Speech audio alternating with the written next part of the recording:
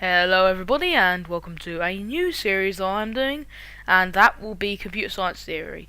Now, what is computer science theory? Computer science theory is computer science theory. It'll be going through a lot of the stuff that we can do in programming and a lot of the theory stuff, not the practical, like what C is. It represents a lot of the stuff that you can do with programming languages, programming styles, how things are encoded, like say number bases, things like that. I won't be going through in such a structured way that I've been going through in C. I'll be going through almost at random, unless it's something quite important that requires underlying knowledge first, like a lot with the C. So I'll stop introducing it. I think you get the idea of what it is.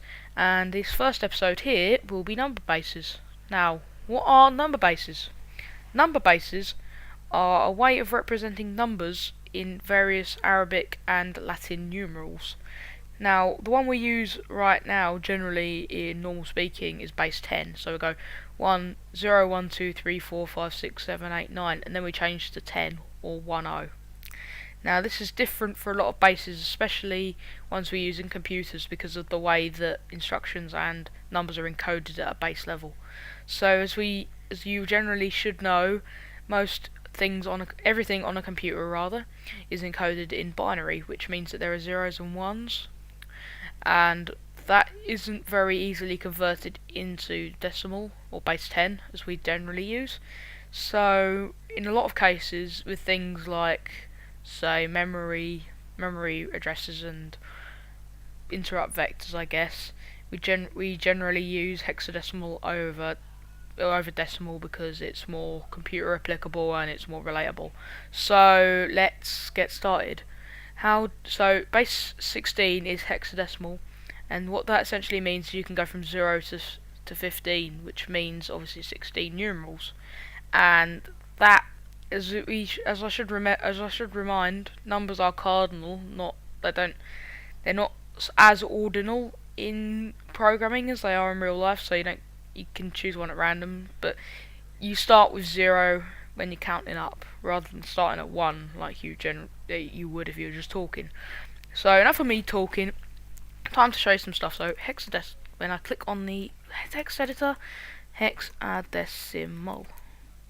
Now, what this is base 16. And what this means, as I've said, is it goes from 0 to 15. So it goes 0, 1, 2, 3, 4, 5, 6, 7, 8, and 9. Now, we reach a problem when we reach 9. What do we represent 10, 11, 12, 13, 14, and 15 with? Now, that's very simple. We just go on to Latin numerals, start at the start of Latin numerals. For those that don't know, it's just the alphabet. So it goes A, B, C, D, E, F. And I should really capitalise that. Sorry, OCD sort of attack, you know. No, I'm not actually OCD, I just sometimes get annoyed when that happens. So 1, 2, 3. So then that represents 10, that represents 11, that represents 12, that represents 13, 14, 15, and so on. So after F, there isn't G. How 17 or 16 even is represented is we would go on like we would in base 10. So once we reach 9 in base 10, if we want to represent 10, we go 10. Well, in hexadecimal, if we want to represent 16, we go 10. So 10H. So that is hexadecimal, and if we want to go up, we can obviously go 32 equals 20H. Note here, if you want to know, because there's a lot to do with these 10, 20H differences, especially in assembly language, and they're called paragraphs, which are just 16-byte chunks, and that's all they are.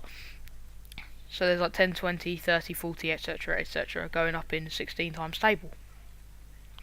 So we also have another kind, and that is called base 8. Now this is called octal. Hence 8, because oct, 8, acht, you know. So then from there we go, as you'd expect, we start counting from 0. So we'll go 0, 1, 2, 3, 4, 5, 6, 7. As you can see, and once we reach 8, we go 10. So we go 8 equals, well, actually it should be 10. Yeah, 8 equals 100. This one isn't really used that much because the fact that the hexadecimal is better expressing expressing numbers in almost every way, in that you can cram more numerals in to represent a smaller number, or to represent a larger number, than octal. Though you can use octal, though I'd recommend using hexadecimal. So this is the conclusion to the first computer science theory tutorial. Like and subscribe if you like it. Comment if you, well, try and comment at least, because obviously the commenting's a bit, well, you know what Google's done. So, thanks for watching, and I will see you on the next episode of this, and I will be doing C tutorial soon.